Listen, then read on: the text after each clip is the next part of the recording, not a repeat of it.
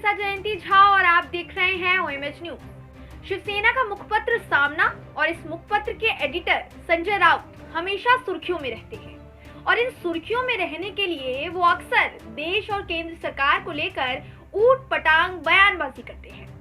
इस बार भी ऐसी ही देशद्रोही बयानबाजी की वजह से संजय राउत एक बार फिर सुर्खियां बटोर रहे हैं। संजय राउत ने अपने न्यूज़पेपर सामना में एक कॉलम लिखा है जिसमें उन्होंने भारत देश की रूस से तुलना करके देश के जल्द ही टूट जाने का अंदेशा जताया है। संजय राउत ने लिखा कि हमारे प्रधानमंत्री राज्य सरकारों को अस्थिर करने में दिलचस्पी ले रहे हैं और ऐसी स्थिति में भारत रूस की तरह टूट जाएगा।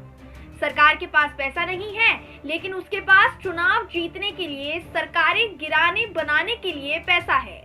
यदि हमारे प्रधानमंत्री को ऐसी स्थिति में भी रात को अच्छी नींद आ रही है तो उनकी प्रशंसा की जानी चाहिए।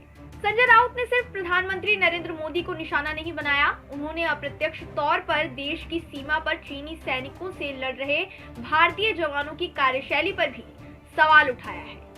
शिवसेना सांसद संजय राउत ने कहा, चीनी सैनिक 2020 में हिंदुस्तानी सीमा में घुसे, उन्होंने अपनी जमीन पर कब्जा कर लिया।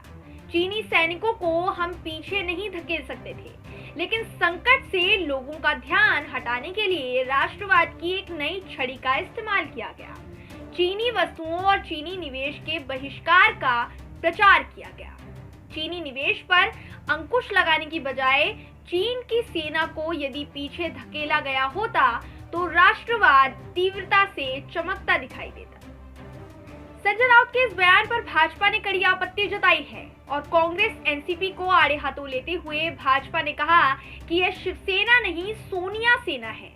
शिवसेना नेता देश को तोड़ने की बात ना करें, कान खोलकर सुन ले कि ये देश एक है और एक ही रहेगा। हम मां भारती को देश तोड़ने की बात को कतई नहीं सह सकते हैं। शिवसेना के इस बयान पर कांग्रेस और एनसीपी चुप क्यों है? ये बीजेपी का बयान था।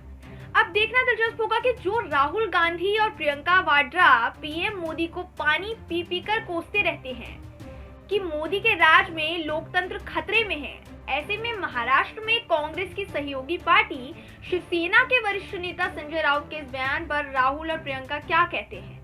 हालांकि उम्मीद कम ही है कि वो कुछ बोलेंगे।